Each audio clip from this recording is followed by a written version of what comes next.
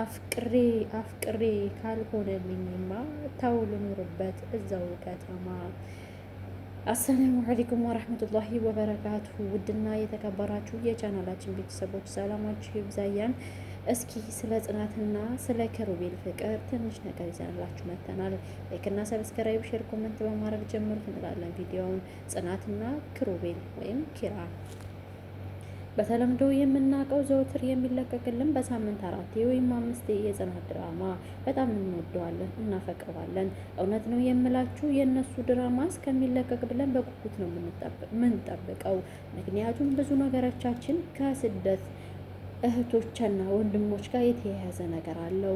ለምን ቢባል ጽናት መጀመሪያ ከገጠር የመጣች ልጅና ብዙ ስቃይና መከራዎችን አሳልፋ አሁን ያለችበት ቁም ነገር ላይ ስለደረሰች እኛም ምኞታችን ነው። ሰው ቤት የምንኖር ሰው ደግሞ ሁልጊዜ ለውጥና ቼንጅን እንፈልጋለን። ምክንያቱም እኛ አርፈን ቁጭ ብለን እንደኛ የነበሩ ወይም ዝቅ ያሉ ምስኪኖችን መርዳት እነሱን ማጎበዝ እና የራሳችንን ምሳሌ ወይም የመጣንበትን መንገድ እየነገርናቸው ጠንክረው ሰርተው ለቤተሰቦቻቸው ለሀገራቸው እንዲበቁ ስለምንፈልግ ከነዛም መካከል አንዱ የሚስ ፈንድሻ ቻናል ነው። በተደጋጋሚ ስለ ስደት እህቶች የማቀርብላችሁ ይህንን ተምሳሌት አድርጌ ነው። እኛ ለነገ ለሚመጡ ወጣት ልጆች ወይም ስደትን ለሚመኙ ጥሩ ራዕይና ተምሳሌት መሆን አለብን። ምክንያቱም አሁን ኑሮ በጣም እየከበደ ነው። ሰው ነፍሴ ነፍሴ ነፍሴ ያለ ይመስላል። ሁሉም በየፊናው ይጥራል፣ ይጓጥጣል፣ ይሟጥጣል። ነገር ግን አንዳንዴም ቁጭ ብሎ ሲያስበው ከ19 ወደዚህ የመጣን ልጆች እድለኛ አይደለንም። ተምረን እንዳልተማርን ሰርተን እንዳልሰራን አግኝተን እንዳላገኘን እየሆነብን ነው። ምንም አይነት በረከትና ረድኤት ሊመጣልን አልቻለም። እንዘራለን፣ እንደክማለን፣ ብሩ በረካ የለውም። በተለይ ስደት ዓለም ላይ ስንኖር ብዙ ዓመት ቆይተን እጃችን ላይ ብር አልያዝንም የሚሉ ብዙ እህቶችና ወንድሞች አሉ። በእርግጥ ትክክል ነው ይሄ ነገር። እኛም ሁላችንም ሰርተን ለብዙ ዓመት ደክመን አሁን ማረፍ አለብን በምንልበት ጊዜ እረፍታችን የናፈቀን ወይም እረፍታችን ቅርብ ያድርግልን እያልን በተመኘነው ሰዓት ነገር ግን የእረፍት ኑሮ ስንቶቻችንን ያላገኘ ነው። በተለይ ወደ ሀገራችንማ ስንሄድ አንዳንድ ስራ ለመጀመር ስንፈልግ ብዙዎቹ ተስፋ የሚያስቆርጥ ነገር ስለሚነግሩን ወደ ስራው ሳንገባ ተስፋ ቆርጠን ወደ ኋላ እንቀራለን። ያለፈው ጊዜ አልፏል እያልን ዝም ብለን ቁጭ ብለን እጃችንን አጣጥፈን የተቀመጥነው በየቤቱ ስንት እንሆን ይሆን? ቤቱ ጠረው እንላለን። አንዳንዶቹም ሞክረው ደግሞ ልባቸው ስለሚንጠለጠል ወደ ስደቱ ዓለም መሄድ ይሻለኛል ወይስ ጠንክሬ መስራት ወይስ ትዳር መመስረት አለብኝ ብለው ግራ ተጋብተው መሀል መንገድ ላይ ወይም መንታ መንገድ ላይ የቆሙ ስንቶቹ ይሆኑ? እነሱንም ቤት ይቁጠረው እንላለን። ብቻ በቅርቡ ያገኘናቸውን ከስደት የተመለሱም ሆነ ስደት ላይ ያሉትን ጠያይቀን ያገኘነውን ምላሽ በትንሹ እናሰማሁት። እኔ በበኩሌ ከትንሽ አንስቶ እስከ ትልቅ የሚባሉ ጓደኞች አሉኝ። 10 ዓመት፣ 20 ዓመት፣ 8፣ 6 ዓመት፣ 2 ዓመት፣ 4 ዓመት የሰሩ ጓደኞች አሉኝ። ከእነሱ ያገኘሁትን ነገር ላካፍላችሁ። አንዷ እንዲህ ትላለች፣ እኔ ሰራው መሬት ጠብ ያለልኝ ነገር የለም። አሁንስ ምን አድርጌ ነው? ምን በድዬ ነው? ወይ ልጅ አልወለድኩም፣ ወይ ትዳር አልመሰረትኩም፣ ወይም የብር ወይም የቁስ በረካ የለኝም። በረካውን ተነጥቅ ያለው መሰል እያላይ ብዙ ጊዜ በማማረጥ እሰማታለሁ ወይም ትነግረኛለች። ውዷ እህቴ ሰከን ሰው በር በይና መጀመሪያ ቁመሽ አስቢ። አንድ ሰው ከራሱ ጋር ካልታረቀ ለማንም ሰው ሊተርፍ አይችልም። መጀመሪያ አንድ ሰው ከራሱ ታርቆ ነው ወይም ለራሱ ተርፎ ነው ለሌላ የሚተርፈው እንላለን። ብዙዎቻችን ራሳችንን ሳናደላድል ወይም ራሳችንን በደንብ የማይሰበር አለት አድርገን ሳንገነባ በሰዎች እጆችና የሰዎችን ነገር የምናስበው ስንቶቻችን ነን? እስኪ ልንገራችሁ ውድ እህቶቼ፣ የራሳችንን መጀመሪያ ተለውጠን ነው ሰውን ለመለወጥ ማሰብ ያለብን። ራሳችን ሳንለወጥ ወይም ከራሳችን ጋር ሳንታረቅ ማማረርና ሁልጊዜ ሮሮ የምናሰማ ከሆነ እንደ መጫት ማለቃቀስ ሁሌ የምንወድ ከሆነ አይደለም ለውጥ ሊመጣ ካለንበት እየዘቀጥንና እየወረድን ነው የምንሄደው። ስለዚህ ውዷ እህቴ ቁጭ ብለሽ ቆም ብለሽ ለራስሽ የሚሆንሽን ነገር እሰቢ እንላለን። በሌላ በኩል በቅርብ ጊዜ 4 ዓመትና 5 ዓመት የሰራች ጓደኛ አለችኝ። የጀመረችው በቅርብ ጊዜ ነው። አንድ ቤት መስራት ጀምራለች። እሱም የጀመሩላት ቤተሰብ ጥሩ ነገር ታገኛለች ብለው ስላሰቡ ተለቅ ያለ ቤት ነው። የምሰራውን ወር እስከ ወር ድረስ የምትቀበለውን ደሞዝ የምታፈሰው ወይም ኢንቨስት የምታደርገው እሱ ላይ ነው። በሚገርም ሁኔታ አሁን ምንዛሬ ጨምሯል። እስከ 50 ሺና እስከ 40 ሺ የአንድ ሰራተኛ የአረብ ሀገር ቅመም የመዳም ቅመሞች ደሞዝ ነው። ነገር ግን 50 ሺና ወይም 40 ሺ ኢትዮጵያ ሰዎች ሲሰሙ ብዙ ይመስላቸዋል። ለእኛ ግን 40 ብር ወይም 40 ሳንቲም ነው። ምክንያቱም ከልፋታችንና ከጥረታችን አንጻር ይህ ዝቅተኛ ነው ብለን ማሰብ እንችላለን። ያ ብቻ አይደለም። ከተቀበልነው በኋላ የትገባ ሳንለው ለሚቀጥለው ወር እቅድና ፕሮግራም የምናወጣለት ስንቶቻችን ነን? ወደ ጽናት ድራማ መለስ ስንል ይህም በትንሹ የሁለት ልጆች ታሪኮችን አቅርበንላችኋል። ስለዚህ ከጽናት ጋር የሚያያይዘው ምንድን ነው እንበል። ብዙዎቻችን ቤት የምናቀያይራለን። ከአንዱ ቤት አንዱ ቤት ብናቀያይረው ለውጥ አይገኝም። ምክንያቱም የእናታችን ቤት አይደለም። እዛም እዚህም ብንሰራው ምንም ነገር የለውም። ብር ጠንክሮ መያዝ፣ ብርን መያዝ፣ መቆጠብ፣ ሴቭ ማድረግ፣ ጊዜያቶችንና አንዳንድ ነገሮችን በአግባቡ መጠቀምና ቅድሚያ መሰጠት ያለበት ቅድሚያ እየሰጠን አብዛኛውንና ረጅሙን ሰፊውን ቦታ ለራሳችን መስጠት ነው። 80% ለራሳችን ሰጥተን 20% ለሰዎች ከቨር ማድረግ ነው። ጽናት ስትጠቀም የነበረው ይሄ ነበረ። ድራማ ይሁን እንጂ ለእኛ አስተማሪ ነው፣ ቁም ነገር አዘል ነው። ጽናት ለረዘም ላለ ጊዜ ሰው ቤት ሰርታለች። የኪሩቤል እናት ወይም የኪራ እናት ትንከባከባት ነበረ። በጣም ትወዳት ነበር። ቤቷን አደራ ጥላ የምትሄደው ለሷ ነበር። ኧረ ምን ቤቷን ብቻ አይደለም፣ ኪሩቤል የምትወደውን አንድ ብቸኛ ልጇን ጥላ ትሄድለት ነበረ። እንዲሁም ደግሞ አባቱ በጣም ያምኗታል፣ ይወዷታል። እንደ ልጃቸው ነው አሰፍስፈው የማዩት። በመጨረሻም ልጅቱና ወይም ልጁ አንድ ቤት አብረው ስለሚኖሩ በፍቅር በጣም ከነፍ ብለዋል። ኪሩቤል በፊት ጸባዩ ይህ የሚባል አልነበረም፣ ያሰቃያት ነበረ። እስከከፈልኳት ድረስ የፈለኩትን ነገር ማድረግ አለብኝ። ይቺ ወራዳና ዝቅተኛ ነው የምትኖረው፣ የማይሆነ ቦታ ስለተገኘች ሁሌ አልወዳት መነቃታለሁ ብሎ ያወራል። ነገር ግን በውስጡ ትንሽ ዋየ ጨለፍታን ፍቅር ብትሆን ወለፍ አድርጎታል። ይህ ይሁን ያ ይሁን ተብሎ ለረጅም ዓመታት እዛ ቤት ላይ ስትሰራ ቆይታ በስተመጨረሻም ኪሩቤል ተቀየረ ያለው ጊዜ ይቀየራል የሌለ በአንድ ነገር ወይም በአንድ ምክንያት ተቀየረ። ጽናትን ወደዳት፣ አፈቀራት። ካላንቺ መኖር አልችልም የሚለው ኪሩቤል ብዙ በደልና ስቃይ ያደረሰባት ጽናት ብዙ ጊዜ እልቅሷና ሮሯ ይህ ነው የሚባል ነበረ። በጣም የሚሰማና የምታሳዝን ምስኪን ነበረች። ምሩ ጓደኛዋ ታጽናናን ነበር። ሰኒ በሌላም በኩል ታጽናናን ነበር። ሰኒ ብቸኛ ብትሆንም አንድ ራኬብ እህት ብትኖራትም ነገር ግን ጠንካራና ወጣት ለግላጋ ቆንጅዬ በጣም የምታምር ሸበላላት ማንንም ሰው አላስቀርብም የምትለው ሰኒ በስሯ ብዙ ጊዜ ተወዳጅና ተመስጋኝ ናት። እንዲሁም ደግሞ በጥንካሬዋ ምንም አይነት ነገር ቢመጣ አትበግሩኝም፣ ወንዶች ብትደረደሩ እኔን አታሸንፉኝም የሚል ቀጥ ያለ አቋም አላት።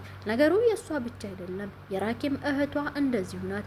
ራኬብም ማንም አይነካኝም፣ አይነቀንቀኝም፣ ከኔ ውጭ ማንም ለእኔ የሚያቅልኝ የለም፣ እኔ ለራሴ አውቃለሁ፣ ለራሴ ብቻ አይደለም ለእህቴ እኔ ነኝ የምመራት ብላ የምታስብ ወጣት ልጅ ናት። ራኬብም ጥሩ ጎን አላት። በነገራችን ላይ ሰኒ እህቷን አብልጣና ተንሰፍስፋ ስለምትወዳት ነው እንጂ ለሰኒ መጥፎ ነገር ወይም የከፋ ነገር አስብ አይደለም። እማይሆን ከሆነ ተለያዩ፣ የሚሆን ከሆነ አንድ ላይ ሆኑ ብላ ቁርጥ ያለ አቋም የምታራምደው ራኪ ለሁላችንም ተምሳሌት መሆን ትችላለች። ብዙ ስቃዮችን መከራዎችን አሳልፋ እንዲሁም ከትዳር ተፈናቅላ ውጭ ደርሳ የመጣች ወጣት ናት። ስለዚህ ለእኛ ተምሳሌትና ራዕይ ትሆናለች። ይህን ስላችሁ በእውነቱ ዓለም አይደለም ካራክተሩን ለብሳው የምትጫወተው ነው። ምሩ የጽናት ጓደኛ ብትሆንም ጽኒ በጣም በፍቅርና በመዋደድ አንድ ላይ ናቸው። ምንም አይነት ነገር የማይደባበቁ ጽናትና ምሩ ምንም ነገር ይምጣ በአንድ ላይ ይጋፈጣሉ። አንደኛቸው ለአንደኛቸው ልብስ ናቸው። እውነት ነው የምነግራችሁ። ጓደኝነት እንደዚህ ከሆነ የበለጠ ያጽናው እንላለን። ምሩ ሁልጊዜ ጽዬ ምን ሆነሽ ነው እያለች ትንከባከባሃለች። ያለውን ነገር ሁሉ ትካፈላታለች። ክሩቤል ያኔ ውጣ ውረድ ባሳለፉበት ጊዜ ስለ ክሩቤልም ሆነ ስለ ቤተሰቦቹ መልካም ነገር የምትነግራት ምሩ ምንም አይነት ጉዳትና ችግር እንዲደርስባት አትፈልግም። በሌላ በኩል ደግሞ ምሩን ናሆሚ ወዷታል። ናሆምም ጽናት ላይ ብዙ ነገር ለመፈጸም አስቦ ነበረ። መጀመሪያ ከገጠር ስትመጣ ቀስ እያለ ግን እሷን ብቻ መቅረብ ሆነ ስራው። እንደውም ክሩቤል በቅናት መንፈስ እንደዚህ ሁሉ ይናገር ነበር። ከፈለግካት እቤት ወስደ ሰራተኛ አድርጋት፣ ደግሞ ለዚህ ለባላገር ምንም አይመስለኝ እያለ ብዙ ጊዜ ይናገር ነበረ። ይህ አለማወቁ ነው። ልጅነት ወጣትነት ሲባል እንደዚህ ነው የሚያደርገው። ባላገር ማለት እኮ ስንት ነገር አርሶ ለከተማ የሚያቀርብ ነው። ብዙዎቻችን አንዳንድ ጊዜ አንድ በማይባል ነገር ባላገር እያልን እንሳደባለን። ባላገር ማለት አገር ያለው አርሶ አምርቶ ለከተማው ማህበረሰብ የሚያቀርብ ነው። ባላገር ባይኖር መቼ ከተማው ይኖር ነበረ? ባላገር ጥሩ ጥቅምና መፍትሄ ለከተማው ቁልፍ ነገር ነው። ናሆም አንዳንዴ እየመጣ ምን ሆነሽ ነው ጽዬ እንደዚህ የምትሆኝ የምትቆዝሚው? አረብ ሀገር መሄድ ከፈለግሽን ያመቻችልሻለሁ። ምንም አይነት እንዲከፋሽ አንፈልግም። አንቺ ለኛ ልዩ ነሽ ይላታል። ነገር ግን ናሆሚ እንደዚህ ይበላት እንጂ ናሆም አይኑ ላይ የገባችው ምሩ ናት። ምሩን ፍቅር እንኳን ይዞኛል ብሎ ለመጠየቅ እየተንቀጠቀጠና እየፈራት አንድ ቀን ካፌ ላይ ከጋበዛት በኋላ ያለውን ስሜት ገለጸላት። እሷም ቶሎ አልተቀበለችውም። መንገራገር ፈለገች። አገራገረችበትና በሁለተኛና በሶስተኛ ጊዜው ስታገኘው በቃ እኔም እወድሃለሁ አብረን መሆን አለብን ብላ ቁርጥ ያለ ውሳኔ ወሰኑ። ይህም በመሆኑ የራሱን ቤት ተከራይቶ ከነኪራ ቤት የወጣው ናሆም ምሩን በቃ ይሁን ብላ አብረው መኖር ጀመሩ። ይሁንም ብለው አሁን በምናየው ክፍል አንድ ልጅ አፈሩ። ይሄን ልበላችሁ እንጂ ምሩ ሌላ ተምሳሌት ትሆናለች። እኛ አረብ ሀገር በሰራንበት ጊዜ ልጅም ቢብሎን ለረጅም ዓመት እንቸገራለን። ፈጣሪ ይሁን ባለው ቀን ግን አንድ ልጅ ይሰጠን፣ ወይም 2 3 ከዛም በላይ ሊሰጠን ይችላል። ምሩ የዛ ተምሳሌት ናት። በሽታ አለባት። ያ በሽታዋ ደግሞ እንዳታረግዝ በጣም ነው የሚከለክላት። ለረጅም ጊዜ ተሰቃይታለች። ይሁን ብሎ ከቤተሰቦቹ ጋር ያስተዋወቃት ናሆም እናቱ መቼ ነው ልጅ የምትወልደው? ይችን መሀን አግብተህ እስከ መቼ ድረስ ነው ትለው ነበረ። ምሩን ግን ስለሚወዳት እኔ በእሷ ደስተኛ ነኝ፣ ፈጣሪ ያለ ቀን ልጅ እንወልዳለን ብሎ ነበረ። አለምዬ ብዙ በደሎችን አድርሳባታለች ምሩ ላይ። ነገር ግን ይሁን ብሎ በምዕራፍ 2 ሊገባ መጨረሻ አካባቢ ላይ ምሩ እርጉዝና ማመን አቅቷታል። አንድ ጊዜ እርጉዝና የወረደባት ምሩ በሁለተኛው ግን ፈጣሪ እንዳትነፍገኝ አሳይተኸኛል፣ ከ7 ዓመት በኋላ ልጅ ልሰጠኝ ነው ብላ ስታመሰግን አይተናታል። ከ7 ዓመት በኋላ ልጅ አበርክቶላታል። አሁን ለልጇ ያላት ጉጉት ለመኖር ፊትም ለመኖር የማይጨነቀው ናሆም አሁን ግን ችግሮችና መከራዎች ሲመጡ ልጄንና ሚስቴን እኔ አውላላ ሜዳ ላይ ጥዬ መሄድ አልፈልግም፣ ሰላም ነው የምፈልገው ብሎ ደጋግሞ ይገልጽላቸዋል። ምክንያቱም አንዳንዴ ለምን እንደምትኖሩ ስታስቡ መኖርን ትናፍቃላችሁ። ይህ ነው እንግዲህ ናሆምም ጥሩ ባል ግድግዳ ባል ማለት ይሄ ነው እንግዲህ። ከመጣሽ አይቀር ምንድን ነው የሚባለው? ባል ወይም ምራት ከመጣሽ አይቀር የብረት መዝጊያ የሚሆን ባል አምጪ ይባላልና እንደዚህም የብረት መዝጊያ ባል የሚሆን ማለት እንደዚህ ነው እንግዲህ። ግን አንዳንድ ስራዎች ሲበላሹ በጣም እየተናደደ እምሩ ያው እያጽናናቸው ነው። እንዲሁም ደግሞ ራሴ ስራ መጀመር አለብኝ ብላ ምሩም ለሌላም ተምሳሌት ትሆናለች። ልጅ ከወለድን በኋላ ስራ መስራት አንችልም ምናምን ለምትሉ ሰዎች እሷም ተምሳሌት ናት። ልጅ እንደምንም ያድጋል፣ ከተወለደ ማደጉ አይቀርም። ከዛ በኋላ ደግሞ እኛም በፍቅር መኖር እንደውም ጥሩ ነው ብዬ ማሰቡ ሚስት ስራ ሲኖራት ነው። ለምን ልጅ በተወለደ ሰዓት ሁሉም ነገር ይበዛል። በይ ብዙ ነው የሚሆነው። ሰራተኛ አንድ ነው የሚሆነው። ባል ብቻ ይሰራል፣ ልጅና ሚስት እንበላለን፣ የቤት ኪራይ አለ፣ ምን አለ። ስለዚህ ያ ነገር ደግሞ ስትሬስ ያደርገዋል። ባልና በኖርማኑ ጊዜ ልጅ ባልወለደችበት ጊዜ ኖርማል ስራ ቢኖራት ሴት ልጅ ከወለደች በኋላ ልጇን ትምህርት ቤት ልካ ሊሆን ይችላል ማለት እንደዚህ ማሳደግ ያለ አሁን አልሐምዱሊላህ 9 ወር 5 6 ወር ምናምን የወለው ማውቆያ አለ እኮ ግዴታ ለሰራተኛ መስጠት ብቻ አይደለም።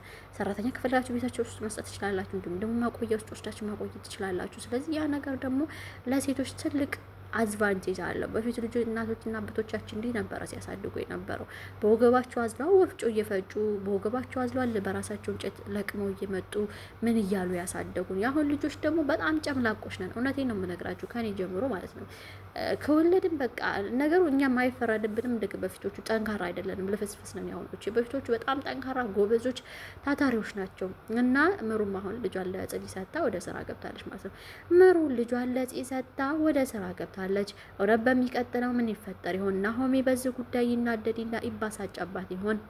ጺም ትውለድ የምንለው ብዙዎቻችን ነን። በስተመጨረሻ ግን ጺ ለክሩቤል አባት ፍቅራቸውን ገልጸው እንዲሁም ደግሞ ለክሩቤል እናት ከመሞቷ በፊት ጺን ነው መወዳት ማግባት የምፈልገው እሷን ነው ብለው የክሩቤል እናትም እሺ ብለው ተቀብለው አደራ ላንቺ ነው የምሰጥሽ ብለው በስተመጨረሻ ሞተዋል። የማን? የክሩቤል እናት።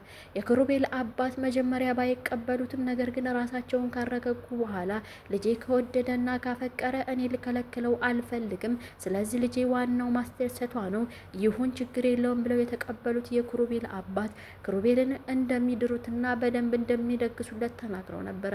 በእናትና በአባቱ ምክንያት ህመም ምክንያት ትንሽ የዘገየበት ትዳር በኋላ ግን ትዳራቸውን ፈጽመው አሁን ያማረና የተስተካከለ ትዳር ይዘው ይኖራሉ። የብዙዎቻችን ስደት ምኞት ነው። ፈጣሪ ያሳካልን። እንግዲህ ላይክ እና ሰብስክራይብ አድርጉ እንላለን። የጽናት ድራማ የበፊቱ ይሄን ይመስል ነበር። አሁንም ደግሞ እናቀርብልዎታለን። ስለዚህ አብረው ስለሚከታተሉ ከልብ እናመሰግናለን። ላይክ እና ሰብስክራይብ፣ ሼር፣ ኮሜንት እንዳይረሳ። አብረውን ስለነበሩ ከልብ እናመሰግናለን። አሰላሙ አለይኩም ወራህመቱላሂ ወበረካቱ።